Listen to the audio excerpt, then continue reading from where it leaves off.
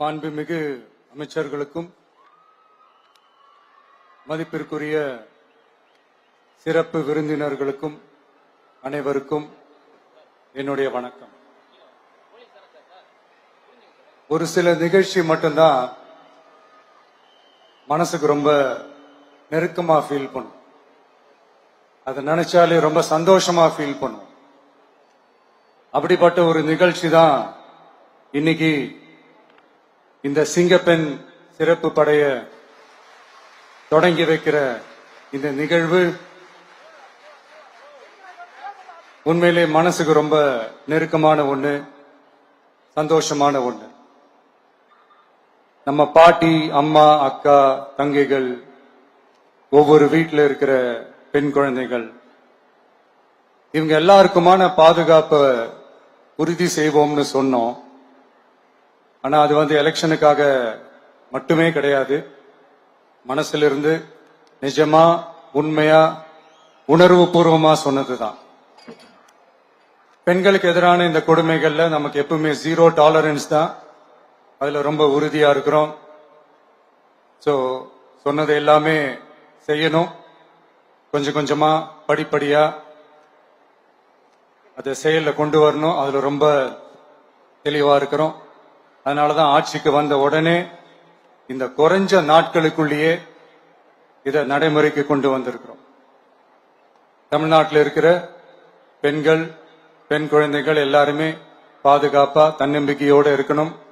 அதுக்கான முதல் கட்டம் தான் இந்த ஸ்டெப்.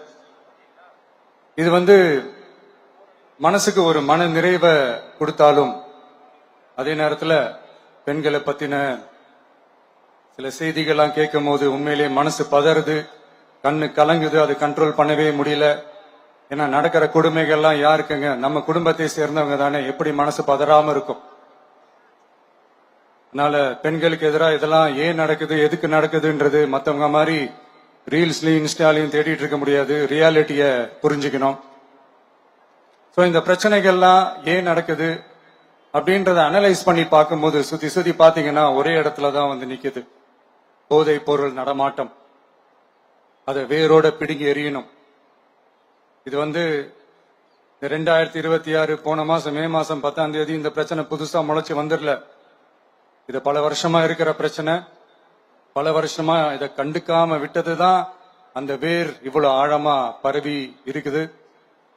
இத பல வருஷமா கண்டுக்காம விட்டது யாருன்றது நான் சொல்லிதான் உங்களுக்கு தெரியணும்னு அவசியம் இல்லை. அது உங்களுக்கே நல்லா தெரியும். இப்ப அதை பத்தி பேசியும் பிரயோஜனம் இல்லை. முதல்ல இந்த போதை பொருள் நடமாட்டத்தை வேரோட பிடுங்கி எறியணும். அப்படி எரிஞ்சாதான் இந்த பெண்களுக்கான இந்த சேஃப்டி ரொம்ப ஸ்ட்ராங் ஆகும். இது ரெண்டுமே ஸ்ட்ராங் ஆனாலே ஆட்டோமேட்டிக்கா சட்டம் ஒழுங்கும் சரியாகும். இந்த 3 விஷயம் சொன்னல, இந்த போதை பொருள் நடமாட்டம், பெண்களுக்கு எதிரான இந்த கொடுமை, இந்த சட்டம் ஒழுங்கு, இது 3மே ஒண்ணுக்கு ஒண்ணு இன்டர்லிங்க்ட் தான். இதுவும் இப்ப புதுசா வந்த பிரச்சனை கிடையாது. பல வருஷமா இது இன்டர்லிங்க்டா தான் இருக்குது. இதெல்லாம் ஏன், எதுக்குன்றது இப்ப முக்கியம் இல்லை. இது எப்படி சரி செய்ய போறோம்ன்றதுதான் முக்கியம். பட் அதே நேரத்துல இன்னொன்னையும் நம்ம மனசுல எடுத்துக்கணும். இந்த பெண் குழந்தைகளுக்கான இந்த பாதுகாப்பு இது வெறும் சட்டம் ஒழுங்கு சம்பந்தப்பட்டது மட்டும்தானா அப்படின்னு கேட்டீங்கன்னா இல்ல. இது சமூக ஒழுங்கும் சம்பந்தப்பட்டிருக்கு. சமூக ஒழுங்குல தனி மனித ஒழுங்கும் சம்பந்தப்பட்டிருக்கு. தனி மனிதன் ஒழுங்கா இருந்தாலே அந்த சமூகம் தன்னால மாறும். ஒரு கட்டுப்பாட்டோட, ஒரு பொறுப்பா இருந்தாலே இது மாதிரி பல பிரச்சனைகளை நம்ம கண்ட்ரோல் பண்ணலாம். படிக்கிற இடத்துல, வேலைக்கு போற இடத்துல, டிராவல் டைம்ல, ஆனா டெய்லி லைஃப்ல பயம் இல்லாம மரியாதையோட நம்ம பெண்கள் வாழணும். அதுக்கான ஒரு அட்மாஸ்பியரை நம்ம கிரியேட் பண்ணணும். அதுதான் நம்மளுடைய ஃபர்ஸ்ட் டார்கெட்டு. இவ்வளவு நேரம் நான் இதெல்லாம் ரொம்ப சாஃப்டா சொல்லிட்டு இருந்தேன். ஆனா பெண்களை தொந்தரவு செஞ்சுட்டு அப்படியே எஸ்கேப் ஆகி போயிடலாம்னு நினைக்கிறவங்களுக்கு நான் ஒரு வார்னிங்காவே சொல்றேன். பெண்கள் பாதுகாப்பை டிஸ்டர்ப் பண்றவங்க யாரா இருந்தாலும் அது சகிச்சுக்கவே முடியாது. அவங்களுக்கான தண்டனைக்கான அந்த நடவடிக்கைகள் எல்லாமே போலீஸ் டிபார்ட்மெண்ட்ல இருந்து ரொம்ப கடுமையான ஒரு தண்டனையா இருக்கும். கடுமையான ஒரு நடவடிக்கைகளா இருக்கும். அந்த தண்டனை, அவங்களுக்கான அந்த சார்ஜ் ஷீட் எல்லாமே ரொம்ப ஃபாஸ்டா, ஸ்பீடா அது செயல்படுத்தப்படும். என்ன ஒண்ணு, அந்த ஸ்பீட்ல நிரபராதிகள் யாரும் தண்டிக்கப்பட்டிருக்கூடாது. இதையும் காவல் அதிகாரிகள் மைண்ட்ல எடுத்துக்கணும். தப்பு செஞ்சவங்களுக்கு மட்டுமே அந்த உண்மையான கடுமையான தண்டனை கோர்ட் மூலியமா வாங்கி தரணும். அப்பதான் அதை பார்த்து தப்பு செய்ய நினைக்கிறவங்களுக்கு கூட தப்பு செய்யக்கூடாதுன்ற அந்த ஒரு பயம் வரணும். இந்த சிங்கப்பெண் சிறப்பு படைக்காக நம் அரசு சார்பாக முதற்கட்டமாக 354 கோடிக்கு மேல நிதி ஒதுக்கப்பட இருக்கு. இந்த திட்டத்தோட இரண்டாவது கட்டமா இந்த படைக்காக மட்டுமே 2500 புதிய பணியிடங்கள் உருவாக்கப்பட உள்ளது.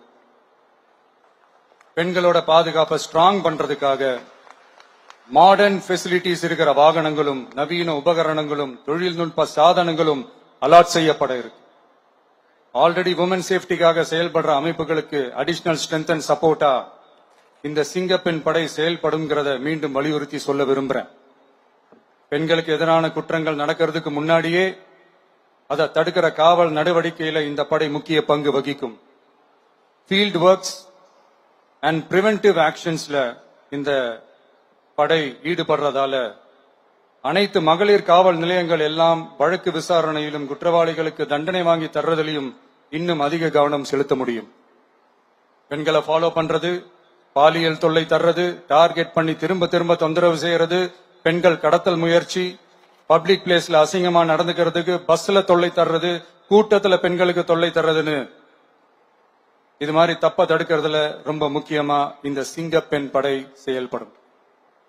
பெண்களுக்கு எதிரான குற்றங்களை தடுக்க நடவடிக்கை எடுக்க இந்தியாவிலேயே முதல் முறையாக ட்ரோன் வாயிலாக பெட்ரோல் முறை அறிமுகப்படுத்தப்படும். நம்ம வீட்டு பெண்கள் அவங்களோட ட்ரீம்ஸ் அண்ட் எக்ஸ்பெக்டேஷன்ஸ் என்ன அப்படின்றத நம்ம அரசு நல்லாவே புரிஞ்சு வச்சிருக்கு. அதை கொஞ்சம் கொஞ்சமா நாங்க செயல்படுத்துவோம். உங்களுக்கான மரியாதையும் தான், உங்களுக்கான அந்த கண்ணியமும் தான் நம்ம அரசினுடைய highest and most important priority.